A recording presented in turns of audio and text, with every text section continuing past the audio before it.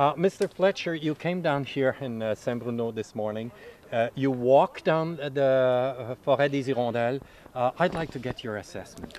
Well, first impression, the topography. It's the way it was when the glaciers left.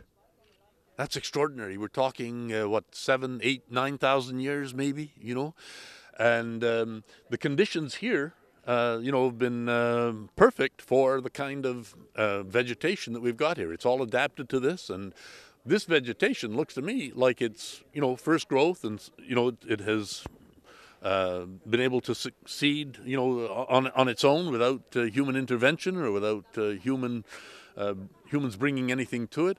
So it's an ancient forest.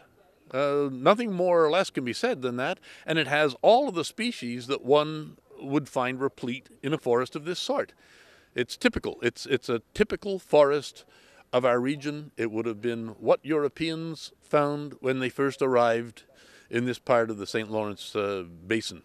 The biologist who made the survey about this forest said that the superficie is not sufficient to make it viable if we want to preserve it. What's your assessment on that? That's nonsense. I don't know who that biologist is working for. Maybe his paycheck is worth more than his professional integrity.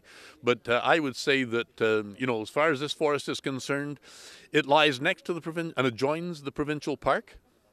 So it adds viability to the provincial park by increasing its surface and is viable in its own right. Simply, if it were a 6-hectare enclave somewhere else, completely separated from anything else, then, it would probably have little chance of surviving. But where it is, this forest has extraordinary potential for the future. It has an indefinite future, survival into the future.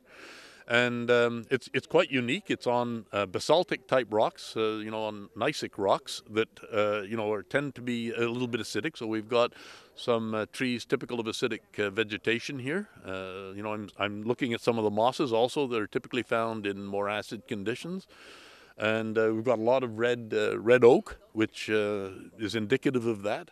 So I think this is an absolutely superb example of the kinds of forest that would be found in this part of in this corner of the province of Quebec. Yeah.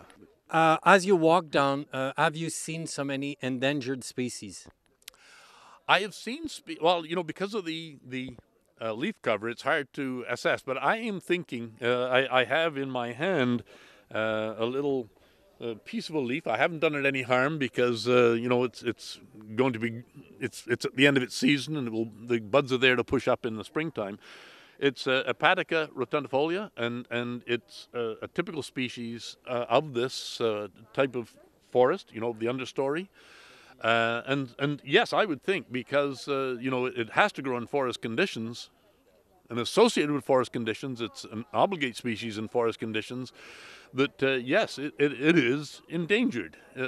Anytime we've got erosion of this kind of natural heritage, anytime we've got the erosion of things that support particular types of plants and animals and insects, then of course, yes, they're endangered.